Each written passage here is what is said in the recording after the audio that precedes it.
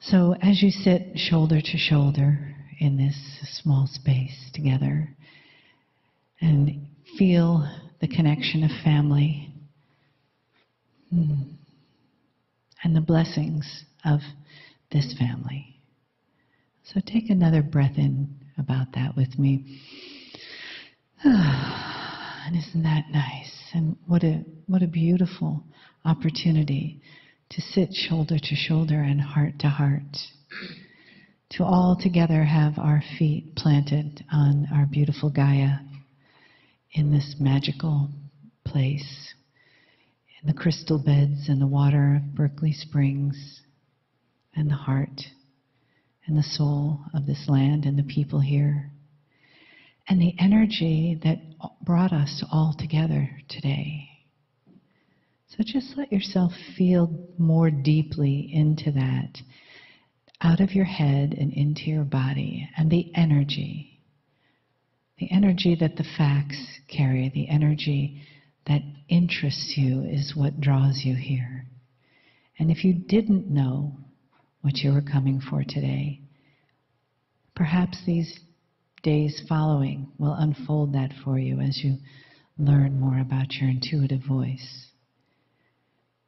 And as you experience more synchronicities that lead you to more love and more family and more opening in the heart, in the soul, and in the hands of spirit.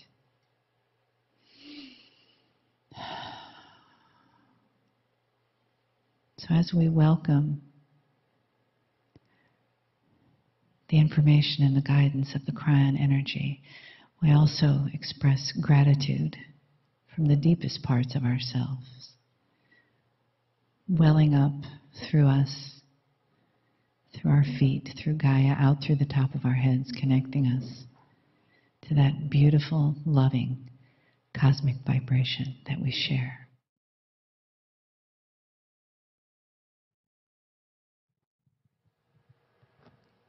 Greetings, dear ones. I'm Kryon of Magnetic Service.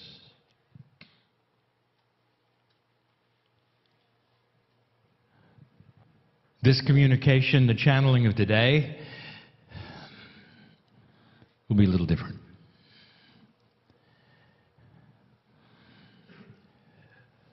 The difference is that you need to hear an overview. I'm going to call it the overview of the future, and yet the very term future is elusive. It's not about the future that is immediate, it's about the future of the planet.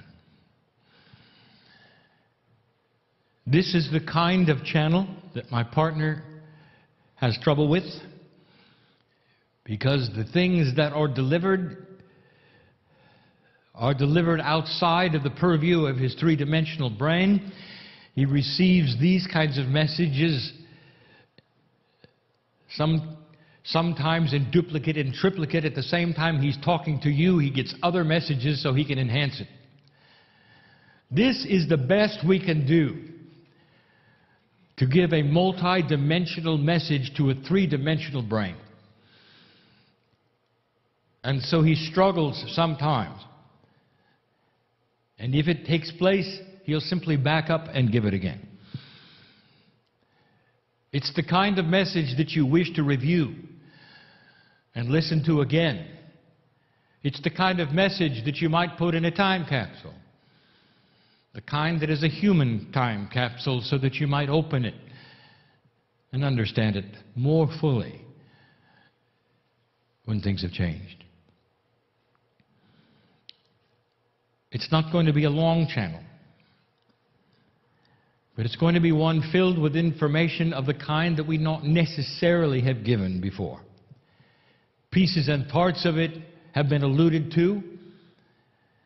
We want to paint a picture of a bigger picture.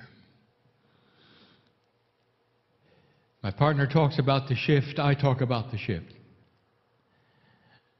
My partner is giving lectures on what is next, but his lectures are the pablum to what is next. But He gives it to a humanity that goes step by step and only begins to move into new areas of understanding as they examine the old ones and try to decipher what could be different. And it's slow. But that's where it begins. And if I could, I would preface all of this by telling you that what is going on Earth at this moment, we have seen before.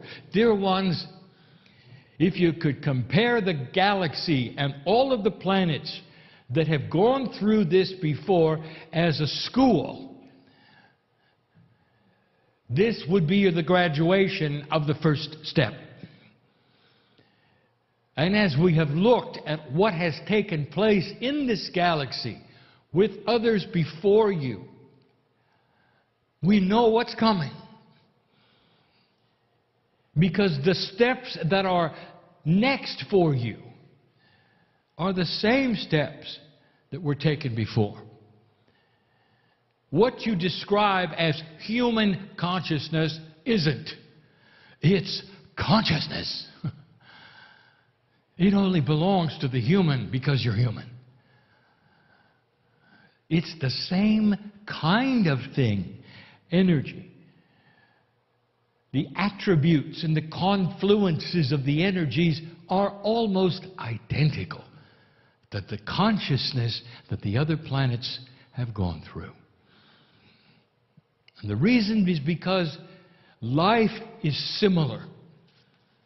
Some almost identical from planet to planet to planet, because the galaxy is made up of fractals. From the smallest to the largest, you're going to see repetitive parts of the same thing. It's a beautiful system. And what it means is it gives rise on other planets. One, perhaps right now, that's just getting life, the building blocks of DNA, getting ready to be seeded by you in the future. DNA. Same kind as you have, the same amino acid structures as you have, is common to all. So we've seen this before. You're a young civilization, dear one, so young it's hard to even give you a perspective of how young. Your civilization hasn't even been around the galaxy one time yet. Hardly. The almost 200 million years that it takes to go around one time, one rev. There are societies and civilizations that have been around 3 revs. The Pleiadians, half a rev. To tell you how old some life is in this galaxy, way before you. Some of them visit you. None of them are able to influence you to the degree that you can influence yourselves. Galaxy teems with life. And you're well hidden, by the way.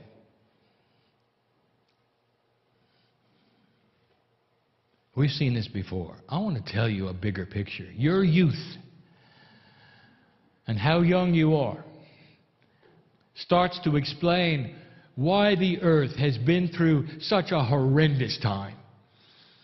Civilization looks ugly to you.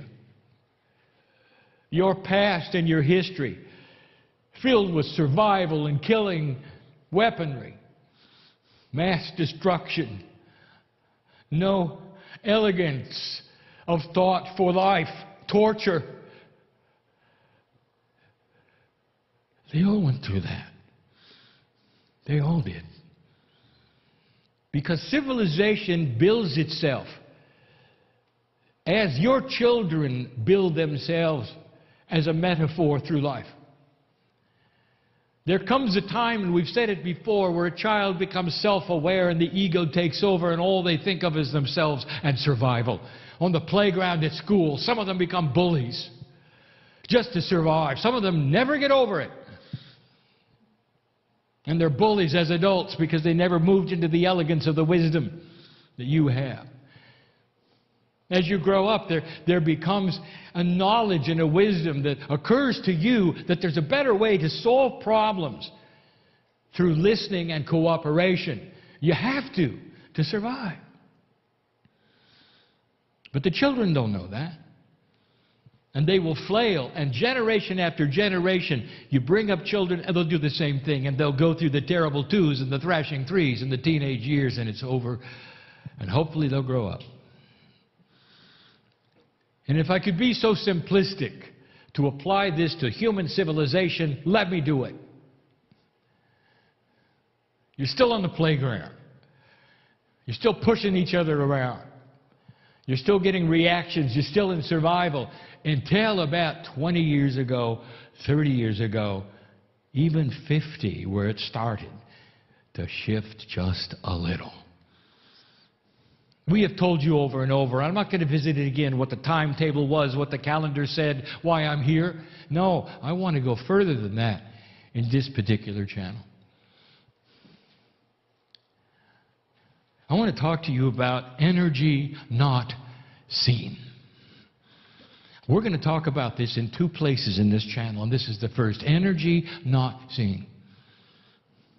There is a complement of energy in the galaxy that interests you, and you can't see it. But you want to.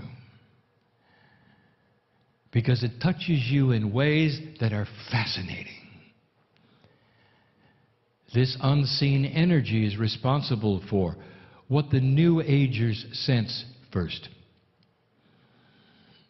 You're able to pick up energy in someone's aura somehow, some way. A medical intuitive can actually feel what is wrong. The aura broadcasts sickness, health, joy.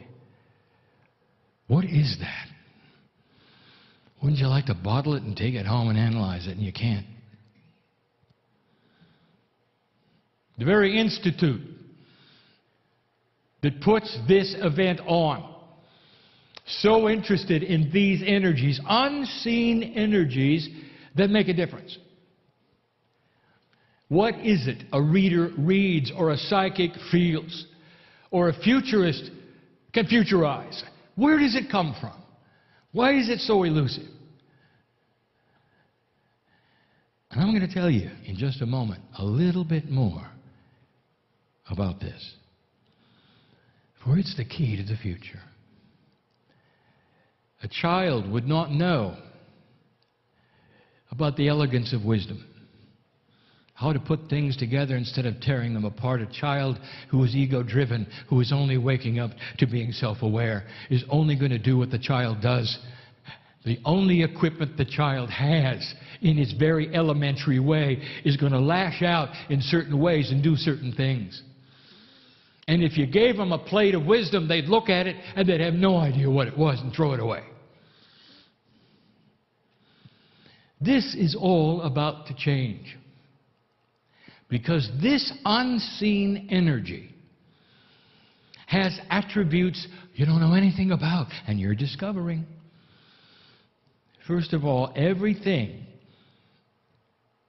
about this unseen energy, which we call the quantum consciousness of humanity, is starting to enhance itself so that it'll be a little more obvious. If I took you to another civilization, like the Pleiadian, like the Orion, the Arcturian, if I took you to any of those, you would not recognize anything. First of all, they don't have technology. How about that?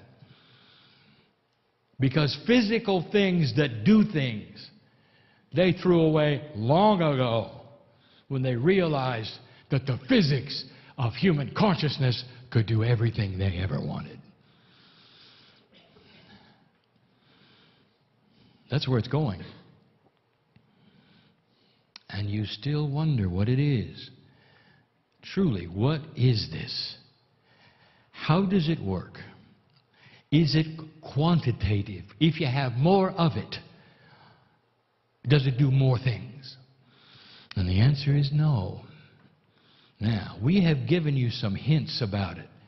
Human consciousness has no succinct definition I could give you that would make any sense at all. Because we have told you that less than 1%, 0.5% of humanity has to awaken in a certain way to affect the entire planet. Now that ought to tell you it's not quantitative. It's not 3D, is it? Less than 0.5%. If you really want to know the numbers, if you need the numbers, that ought to tell you something. It's not about how many of you there are, dear ones. It really isn't. Because there is something hiding here. There is a system, a confluence of systems that you don't know anything about.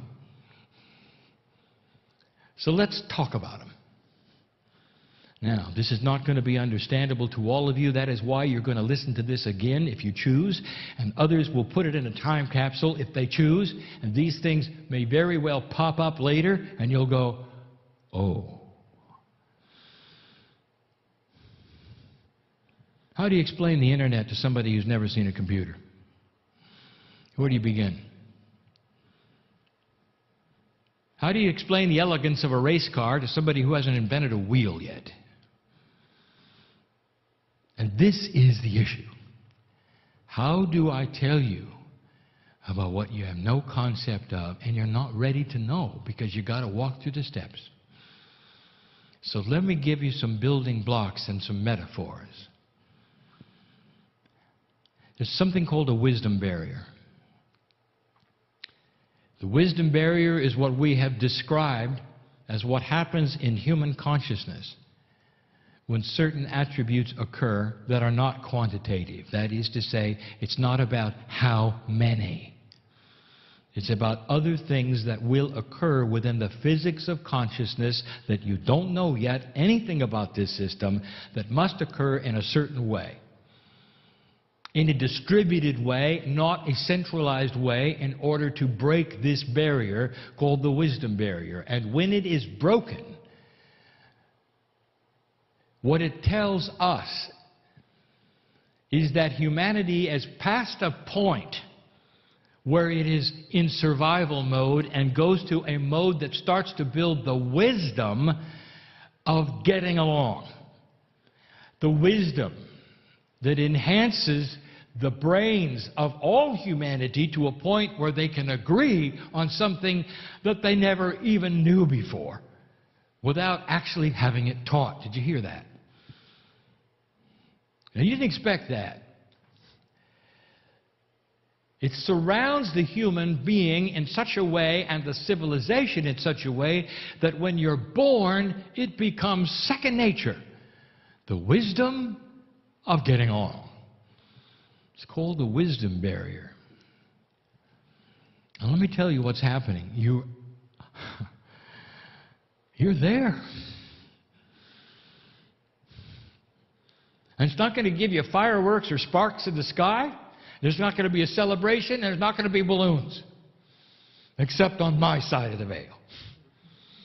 And there's all of those. Because you're there. You're looking into the very essence of it. You are peeking into what makes it work. You're about to push the envelope that will affect all humanity. Not just the light workers, not just the old souls. You're about to push a button on physics you didn't know existed. Now this is a biggie. The missing piece. How do I explain this? My partner, go very slow.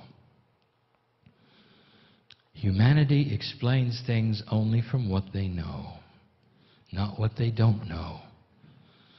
Here's an example. You look into space, science looks into space, and they find attributes they cannot explain that do not seem to be Newtonian. But Newtonian physics is the gold standard of motion everywhere. And so the human being struggles to find formulas that will put the unexplained into Newtonian boxes. Welcome to dark matter. You're going to laugh later. And we have told you this before, but this is the human propensity. Take what is known, observe what is unknown but there, and place it into the boxes of the known. Even if they're convoluted, even if they don't make sense, even if they're mysterious. Instead of looking and saying, maybe, just maybe, there are missing laws of physics we don't know about that would explain this and that and this and that. Well, let me tell you one of the biggest places that you're missing. The place of the physics of consciousness. Listen to me. How do you define consciousness? Well, it's developed through very special thought of humans and this and that. No, it isn't.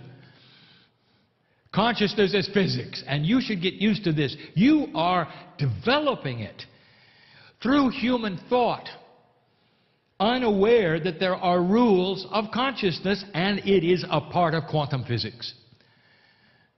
There are rules, there are postulates, there are beautiful attributes of the physics of consciousness that are going to start to explain what's going to happen in the future, but you don't see it that way. The missing piece is the knowledge that you can track this, that you can plot it, you can create it, even outside of humanity. Did you know that? It's beautiful, because when I start to tell you some of the attributes of the physics of consciousness, you're going to go, oh. What are the attributes of physics? What do you know? The answer is actually very little, but what you do know, you experiment with, you create things. The very technology that you have that is so beautiful on this planet is brought to you by the knowledge of the physics that you know. And that there's cause and reaction. You build this and this happens. You put together certain kinds of things, and through all of the principles and the rules that you understand and the 4 basic laws that you have out of 6,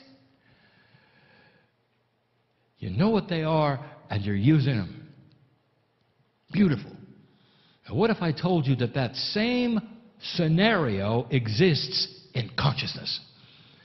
There are laws of consciousness that are just like the laws of physics, in that there's causal, there's effect. But in a quantum world, they're not linear. And so they create certain kinds of things.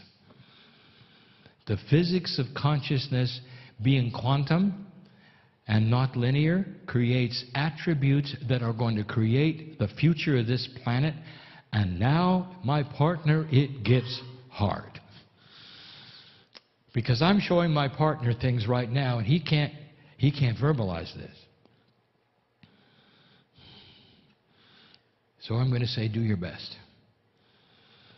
He sees the emotion of it. And he goes, oh, if you knew the physics of consciousness, you can build a better world. Mm-hmm. It has attributes. First of all, it does not travel from place to place. It does not travel in a straight direction. It does not travel. Consciousness is not in one place going to another. Consciousness does not expand. It does not get bigger or smaller. Consciousness is. Consciousness of physics, just like attributes of physics, sit there ready to be enhanced or not based upon other laws around it. And when they're applied, then they all change. Consciousness.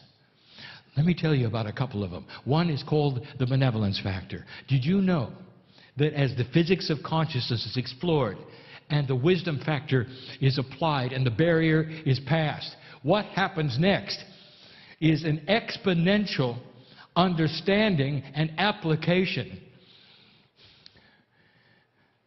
of the rules of consciousness that create a factor which generates benevolent action.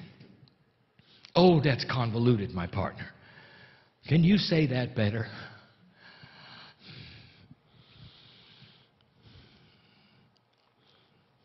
Let me tell you this way. Right now on this planet, there's a struggle between forces. Because of the consciousness that you have developed here and the rules that you have put in place through the physics of consciousness, there is an allowance right now of many things on this planet that we've never talked about. Is there evil on the planet? Yep. Are there entities dedicated to come in and mess with you? Yes. Is that shocking? And why is that? And why would that be? Because this test allows it. Because what you have created in the physics of consciousness and the rules that have applied and how you're using it allow it.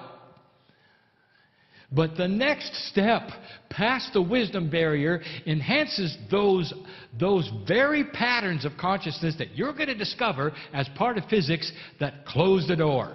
Did you get that? When the rules of physics are applied in certain situations, you can control what happens. It's the same in consciousness.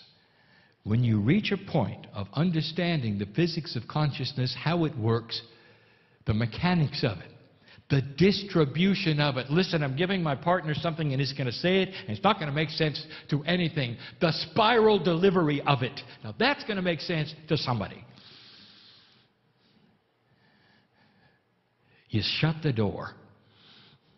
And the things that have visited this planet can't anymore. And those places of darkness that would want to come in and play with your consciousness because it's at the teenage level of physics can't get in. That's the best explanation we have for what is going to happen in the future. And the Pleiadians are jumping up and down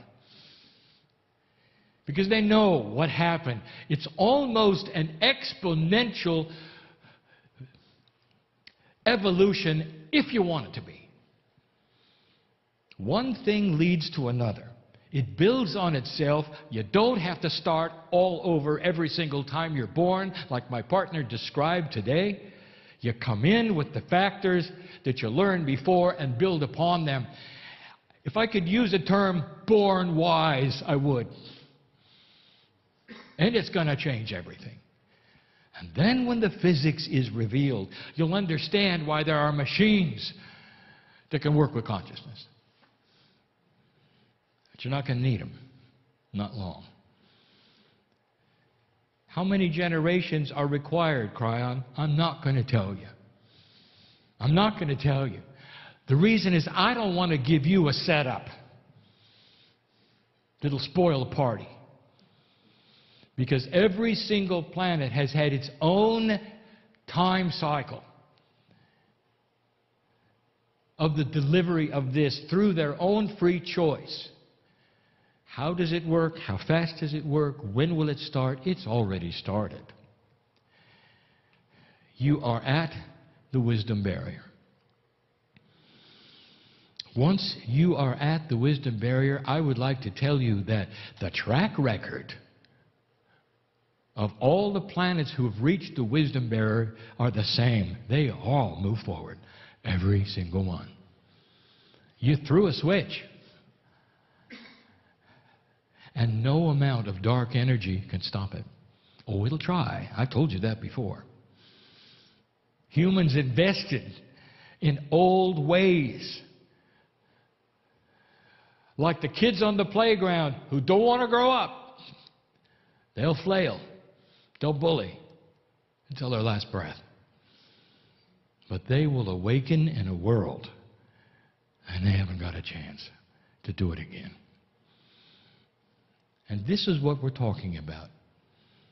the benevolent factor, the wisdom barrier, these things start to work in the laws of the consciousness of physics in ways that you will indeed figure out, creating increased DNA percentage activation, creating a generation after generation, eventually, I won't tell you how long, of a human being who can create things out of nothing, who have control over physics, which is a lower kind of physics. The highest kind of physics is consciousness.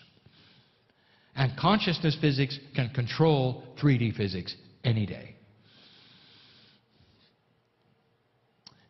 I'll wrap this up by telling you all of you are going to be there to see it. All of you. Every single one. Because that is the plan, old soul. You come back and you enter a world that you always wished you could have. Peace on earth? Oh, that's easy. That's the beginning. That's planting the seeds. That's a given. Look at your news. It's not going to look like it, is it? That's just today. Peace on earth. That's not the goal. Hardly. That's just a given. When you grow up and you're an adult, you stop throwing stones at each other on the playground.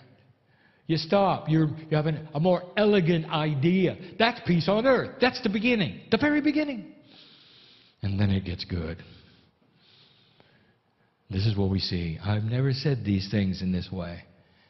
I wanted you to hear the full story. What would happen to a civilization that could create anything it wanted physically, was never hungry,